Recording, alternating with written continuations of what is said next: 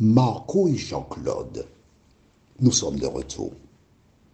Oh oui, la référence du jour se trouve dans Matthieu chapitre 4, les versets 5 et 6. Matthieu 4, les versets 5 et 6. Le thème est « Si tu es ». Juste avant de l'aborder, prions. Notre Seigneur et notre Dieu, merci. Merci pour le bonheur de te connaître. Merci pour la parole que tu as placée à notre disposition. Cet esprit, merci de nous conduire dans toute la vérité. Merci car tu as permis qu'à travers l'outil WhatsApp, que le message soit présenté et que des femmes et des hommes comprennent la vérité. Tandis que nous aborderons une seconde fois ce même thème, si tu es. Merci de nous éclairer, nous t'en prions. Au nom de Jésus et pour ta gloire éternelle. Amen. Rappelle-toi, nous sommes en train de comprendre la méthodologie parce que le mois de février, c'est le plan de l'ennemi. Nous avons vu comment il s'est présenté à Ève. Par le mensonge, il lui a posé une question. Dieu a-t-il réellement dit? Est-ce que c'est vrai ce qu'il a dit là? Et la pauvre Ève qui répond, il se trouve que nous pouvons manger de tous les fruits excepté de cet arbre-là. À travers son questionnement, qu'a-t-il fait? Il a cherché à faire douter Ève. Il a fait miroiter la possibilité qu'elle aura de devenir comme Dieu. Et nous avons vu que Jésus l'a présenté comme un menteur et le père du mensonge.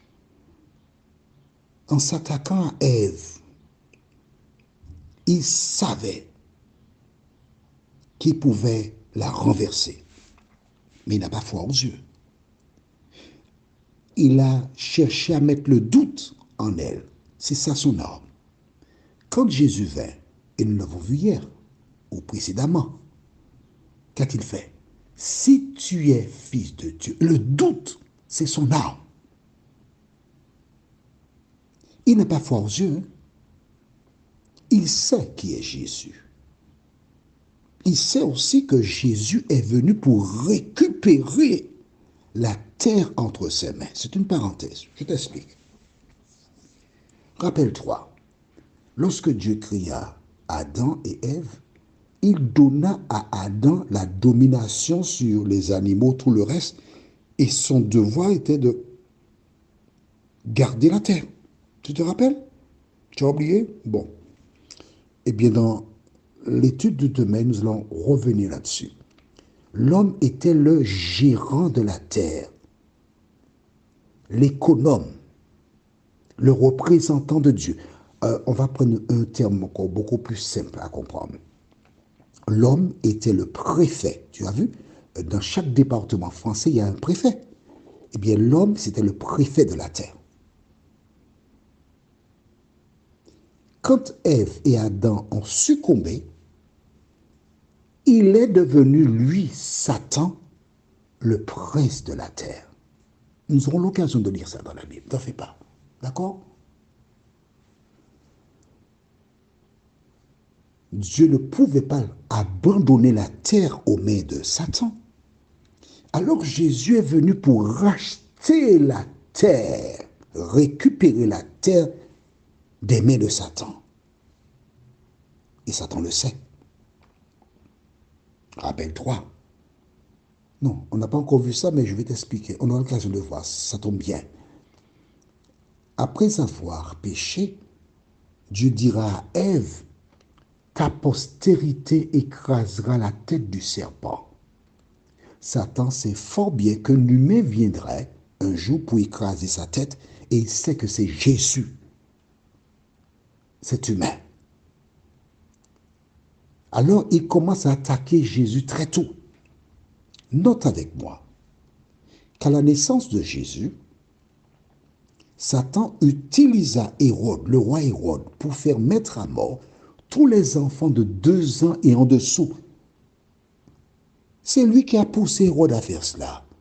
On appelle ça aujourd'hui la fête des innocents, qui ont été tués. Mais Jésus était en Égypte, parce que Dieu avait informé Joseph du projet de Satan. Entre le retour d'Égypte, Satan n'a pas attaqué Jésus. Il était là, parce que Jésus ne s'était pas engagé. Mais lorsque Jésus a été baptisé, là il s'est engagé, Satan savait qu'il n'avait pas beaucoup de temps encore. Il fallait faire vite. Voilà pourquoi il est venu attaquer Jésus. Alors rappelle-toi, nous allons relire à nouveau le verset d'hier, ou de la fois précédente, pardon. Versets 3 et 4. Le tentateur s'est approché, lui dit, si tu es fils de Dieu, ordonne que ces pierres deviennent des pains. Jésus répondit, il est écrit, l'homme ne vivra pas de pain seulement, mais de toute parole qui sort de la bouche de Dieu. Ah, attention, là maintenant, ce n'est pas Ève, hein? Ça c'est le créateur contre la créature. Il a reçu cette réponse. Que fait-il? Est-ce que tu penses qu'il va abdiquer? Pas du tout. Lisons maintenant les versets 5 et 6. Le diable le transporta dans la ville sainte, le plaça sur le haut du temple et lui dit, si tu es fils de Dieu, attention, on s'arrête ici. Il ne l'a pas transporté physiquement. Non, c'est pas possible. Il a dit, mais le diable ne peut pas prendre Jésus pour l'emmener. Il a suggéré, si tu es le Fils de Dieu, jette-toi en bas, car il est écrit, il donnera des ordres à ses anges à ton sujet, et ils te porteront sur les mains de peur que ton pied ne heurte contre une pierre. On s'arrête ici. Le diable n'abdique jamais. Il est retourné à la charge. C'est comme un match de boxe. Il a pris quelques coups au premier round, il n'est pas KO. Il est encore debout. Il revient au deuxième round. Mais rappelle-toi, Jésus l'a bloqué en disant, il est écrit. Que fait-il? Il va prendre les Écritures. Aujourd'hui, tu as un grand nombre de communautés religieuses dans le monde. Beaucoup d'églises. À Saint-Kitts, une petite île de la Caraïbe, il y a plus de 300 églises répertoriées. Toutes ces églises ont le seul et même unique livre, la Bible. Pourtant, elles sont divisées. Explique-moi cela. Toutes ces églises ont la Bible et elles sont différentes. Elles enseignent des paroles contraires. Pourtant, elles ont la même Bible. Pas étonnant. Déjà du temps de Jésus, le diable citait un verset de la Bible hors de son contexte. Maintenant, il y a une différence entre quelqu'un qui marche sur une route escarpée et qui perd l'équilibre, qui se jette, qui tombe accidentellement. Dieu peut la protéger. Mais là, ce que le diable propose à Jésus, c'est qu'il monte là et qu'il se jette dans le vide. Et puis, Dieu va me protéger. Il ne faut pas faire ça, non? Certaines personnes, par le passé, notamment dans un certain pays, je ne vais pas nommer, d'accord?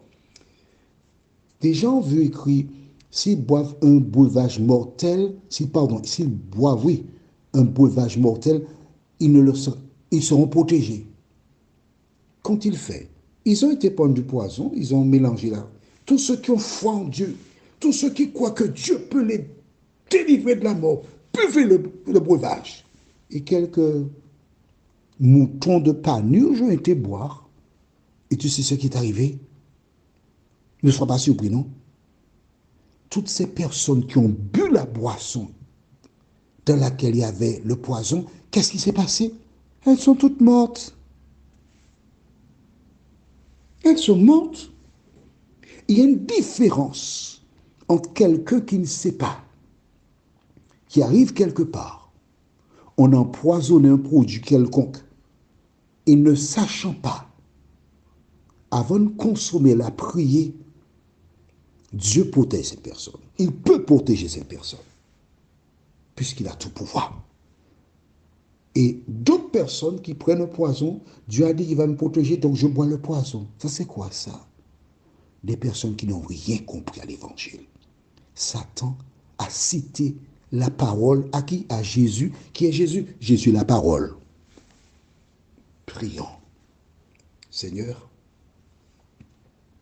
bien des personnes viennent chez nous, nous raconter des choses qui sont contraires à la parole de Dieu. Bien des personnes font exactement comme le diable. Elles citent des écritures, mais hors du contexte. Et les personnes qui n'ont pas une bonne fondation tombent dans le piège. Éternel, nous faisons appel à toi. Merci Seigneur de nous aider à être vigilants, à connaître les Écritures. Nous t'avons prié au nom de Jésus et pour ta gloire éternelle. Amen. N'oublie pas, ta seule sauvegarde, c'est la parole de Dieu. Ève, Dieu avait dit, le jour où tu en mangeras, ne mange pas le fruit. Elle avait la parole de Dieu. Mais au lieu d'obéir à la parole de Dieu, elle a écouté la parole de Satan. Que l'Éternel te protège aussi longtemps que tu obéiras à la parole de Dieu. Notre référence pour la prochaine fois se trouve dans Matthieu 4 au verset 7. Matthieu 4, verset 7. Le thème est « Il est aussi ». Que l'Éternel continue de te faire du bien. N'oublie pas, Matthieu 4, le verset 7.